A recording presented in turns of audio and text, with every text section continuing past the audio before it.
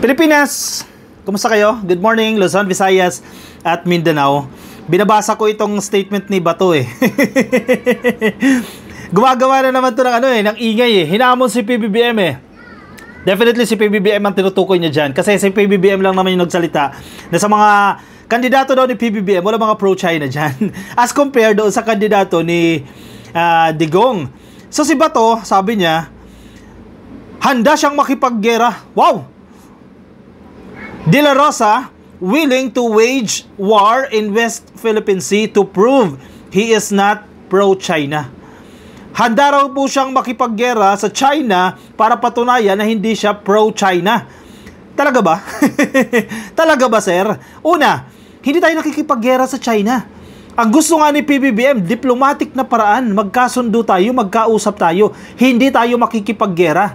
Dahil kapag nakapaggera tayo, walang panalo dyan. Talo at talo at talo tayo dyan. Ekonomiya natin babagsak. Marami mga Pilipino ang apektado. The same way with China, ganun din po yung mangyayari. Kaya hindi tayo makikipaggera. Pero si Bato, ayan, ngayon, gusto niya na. O sige, hinahamon ko kayo. Pinagbibintangan nyo akong pro-China. Sige, makikipaggera ako sa China. Talaga? Talaga ba, sir? Diba sinabi din ni Digong yan? Sinabi din ng amo niya yan na pupunta siya doon at mag-jet ski lang siya. And then, nung nanalo na, ang sabi niya, ito po ay isang joke. Bato de la Rosa, ano to? Isa itong joke. Hindi kami naniniwala sa iyo sa sinasabi mo. Senator Ronald Bato de la Rosa on Thursday said he is willing. Wow! Ready daw po siya. Interesado siya. Willing siya na to wage war in the West Philippine Sea to prove that he is not pro-China. Talaga? Talaga ba, sir? Totoo ba itong sinasabi mo? De La Rosa was reacting to President Ferdinand Marcos Jr.'s remarks that his administration's senatorial slate does not include candidates who are pro-China and pro-Philippine offshore gaming operators and is tainted by the bloody drug war dubbed as Oplan Tokhang. Ang pinaka nasapul talaga sa statement na yan ni PBBM ay itong si Bato. Sapul na sapul siya dyan. Tokhang. Sino ba yung Tokhang na yan? So sabi niya, galit na galit si De La Rosa, meron siyang interview sa media, sabi niya, ginawa niyong sensitive yung issue. Tama ba yun? Parang tinatanong siya about sa pagiging insensitive. Sabi niya, hindi pangit yung Tokhang na yan. Tok-tokhang yung ang ibig sabihin niyan eh. Tok-tok, kakatok ka sa mga bahay at makikiusap ka. Yan ang definition ninyo. Pero ang nangyayari sa Tokhang, tok-tok, chug-chug. O, tok-tok, chug-chug. O, inosente, dinamay. Minor de edad, dinamay. O Tokhang, ay negative talaga ang connotation yan, niyang Tokhang na yan. Nagagalit si Bato kasi ang media, isa rin daw sa gumawa ng nagpapangit sa imahe ng Tokhang. Totoo naman, sir. 30,000 na Pilipino, natsugin ninyo. Ano yun, nagkataon lang? 30,000, collateral damage lang? Mga inosente yung iba dyan. Yes, yung iba dyan, totoo. Mga dagang kanal yung iba dyan. Pero, sabi ng konstitusyon, bigyan niya ng due process. Pangalawa, mga maliliit lang yung tsinugi ninyo, yung mga malalaki, nandiyadyaan pa rin. Baka mga nakaka-dinner nyo pa. Oh, anyari? Tapos ngayon, iba na ba ang kwento? Nasapul siya eh. Oh, sige na, hindi na ako pro-China. Handa ka ako makipaggera dun eh. Oh, hindi na rin ako pro-Pogo. Talaga ba, sir? Talaga ba? Ewan ko kay Bato kung may mga mabubudol pa ito. I'll be frank with you, sabi niya. I am willing to chugi. Wow, K-I-L-L. Willing daw po siyang mag-K-I-L-L. Chumugi. I am willing to K-I-L-L myself in the West Philippine Sea if they say I am pro-China. Talaga ba? I am eager to wage war there in the West Philippine Sea. Sir, hindi yan ang policy ng presidente. Hindi yan ang tinutukoy ng presidente na kapag nakipaggera ka na, hindi ka na pro-China. Hindi yan. Ayaw nga natin ng gera. Bakit gusto nyo mag-resort sa gera? Ganyan lang ang mindset ninyo. Kaya ganyan kababaw ang mindset ninyo. Gusto nyo agad gera. Ayaw nyong dumaan sa ibang paraan. Gera agad ang nasa isip ninyo. I am eager to wage war there in the West Philippine Sea. Sabi ni De La Rosa sa mga reporter sa isa pong chance interview bago po ang launch o ang proclamation rally ng Partido Demokratiko Pilipino dyan sa Club Filipino dyan sa San Juan na nilangaw. Wala pang 300 daw ang dumalo dyan sa Club Filipino sa kanilang launch. Kaya kailangan mag-ingay nitong mga to, itong grupo na to, kailangan nila mag-ingay kasi tinan mo, sa survey, bumabagsak si De La Rosa, nanganganib yan eh.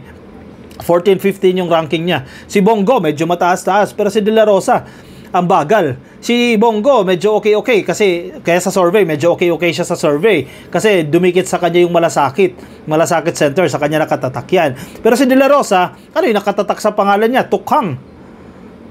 Oh, Kibuloy. Iboboto mo ba yan? Kung ikaw ay isa sa kamag-anak, isa ka sa kaibigan, doon sa 30,000 na chinugi ng Tukhang. O sa dinami ng chinugi na yan, may mga kamag-anak yan, kaibigan, kapatid, nanay, tatay, ate, kuya. Iboboto mo pa ba yan? Na hindi binigyan ng due process yung mga tao na yan at pinagchuchugi-chugi na lang? Definitely hindi ko iboboto yan. O good luck kay Bato. Pro-China, I challenge them. If they want, I will give them a gun and maybe we will attack the bullies in the West Philippine Sea. Sabi ni Bato. Talaga ba, sir? Talaga ba, sir? Seryoso ka ba dito, sir? Baka joke lang yan. Baka pagdating ng panahon, joke lang yan. And feeling ko, kaya sinasabi ni Bato yan, kasi hindi naman mangyayari yan. Hindi mangyayari yan dahil hindi naman yan yung foreign policy ng presidente na makipaggera sa China. Pwede mo naman i-assert, amin to, na hindi ka nakikipaggera. Kasi mababaw na kaisipan niyang ginagawa ni Bato eh. Naggera agad ang solusyon para ipakita mo. Parang si Marcoleta yan eh. Si Marcoleta, yung simpleng pagsuporta sa pangalan ng West Philippine Sea, na official naman yan, may administrative order si Pinoy dyan na nagdideklara na West Philippine Sea ang itawag natin sa bahagi na yan ng karagatan natin, hindi niya sinusuportahan. Parang si Bato rin yan. Oh, gera naman ang nasa isip para ipakita ang pagsuporta sa Pilipinas at hindi siya pro-China. Parehas kayo ng mindset, sir. Magkapartido nga kayo. Ganyan din ba ang mindset ni Jimmy Bondoc? Ang mindset ni Vic Rodriguez? Ni Philip Salvador? Pare-parehas kayo? Abay, isang malaking good luck na lang talaga sa inyo. Kung mananalo kayo, baka ma-8 diretso kayo dyan. Mapunta kayo lahat sa inidoro niyan. China's continued aggression in the Philippine waters is born out of its sweeping claim over most of the South China Sea, including the West Philippine Sea. China's claim has long been dismissed by an arbitral tribunal. Ang problema, hindi rin nila kinikilala yan. Baka itong mga senatorial candidates ni Digong, hindi rin nila kinikilala yan. Nakakatawa itong mga to eh. Anyway, sige. Pakinggan natin. May video to eh, na nagagalaiti si Bato eh. Sino iba nagsasabi ng China kami? Buboy! Galit na galit siya eh. China! Opo! Sino nagsasabi ng China kami? Pugo! Sino nagsasabi? Hindi nga. Aside from yung sinabi ng Pangulo doon sa speech niya. Sige, sino iba nagsasabi ng China kami? Buboy!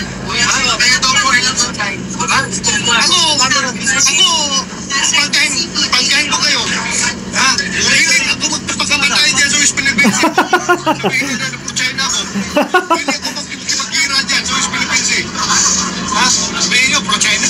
Hinahamon ko lang sila kung gusto nila.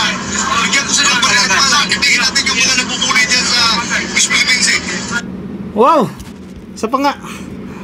Sino niloloko ni Bato dyan? Kaya makakabudol pa siya dyan. China kami si Pugo. Sino sasabi? Hindi nga. Aside from yung sinabi ng Pangulo doon sa speech niya. Sige, sino iba nagsasabi ng China kami? Buboy!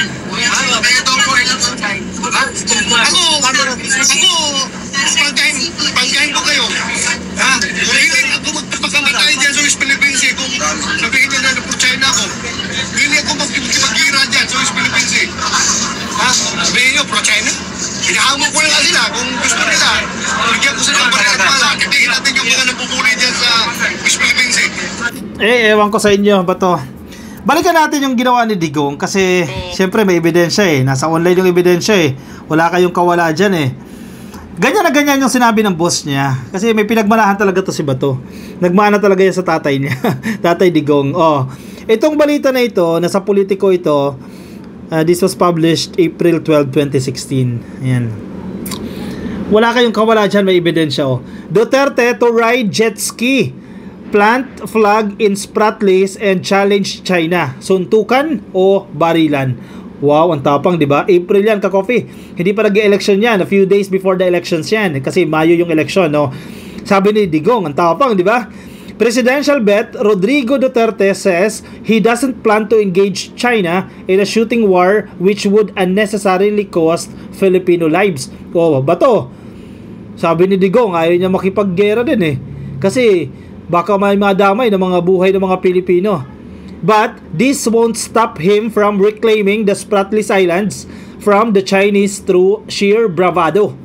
In a report by ABS-CBN News, Duterte declared in a press conference, and I quote, "I will ask the Navy to bring me to the nearest point in South China Sea that is tolerable to them, and I will ride a jet ski.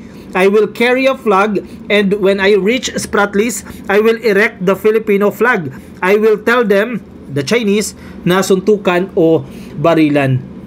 Tapang ni Bato ani Digong Yan po ang sinasabi niya. Pero later on, lumalabas naman po sa balita na sabi ni Digong, yan po joke lang.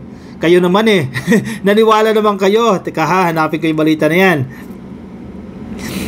Joke lang po yan. Huwag kayong maniwala. Kasi kampanya yan Siyempre, kailangan niya magbago.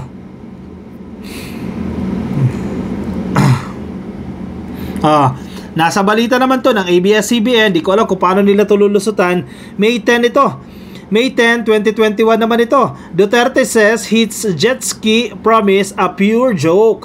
Oy, joke lang pala yan. And that is STUPID. Is to STUPID. People believed. Yan daw po STUPID. Napaniwalaan ng mga tao. President Rodrigo Duterte said Monday that his supposed election promise to ride a jet ski to challenge China incursion in the Philippine waters was a pure joke, and that those believed it were STUPID. Kung ikaw ay naniwala doon sa sinabi ni Digong, isa kang stupido. Yan ang sinasabi niya dyan. Bakit ka nga naman maniniwala?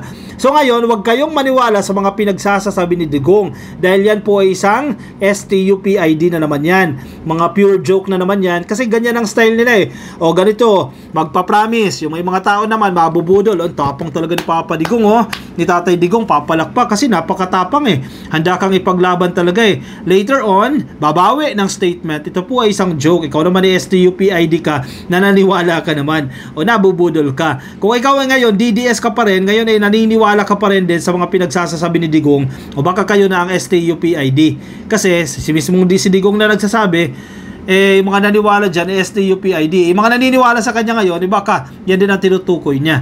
O magdalawang isip na kayo kung until now ay naniniwala pa rin kayo sa sinasabi ni Digong. Huwag na kayo magpaloko dyan, ka-coffee. Alam nyo na ang karakas nitong mga to. Alam na natin ang style nitong mga to. Kaya kung bibigyan pa yan ng chance, nako, marami na namang mga pure jokes na naman ang gagawin yan sa Senado. Tingnan ninyo, ka-coffee, yung line-up lang. The way nila i-present yung kanilang lineup, wala talagang sinabi doon sa mga kandidato ng administrasyon. Nandiyan tayo ng nakaraan sa Iloilo, umattend tayo dyan sa proclamation rally ng Alyansa. Matitibay yung mga kandidato. Doon yung 12 na yan, hindi natin lahat boboto yan, pero marami doon matitino, magaganda at may mga accomplishments na ginawa. Diba? As compared doon sa mga kandidato ni Digong, sino bang matinu-tinu doon? Halos wala kang makita doon May isa o dalawa lang na matino, the rest wala talaga. Suka boys talaga na kinakagalit nila kasi tinatawag sila mga suka boys. Ay nako, siya sige.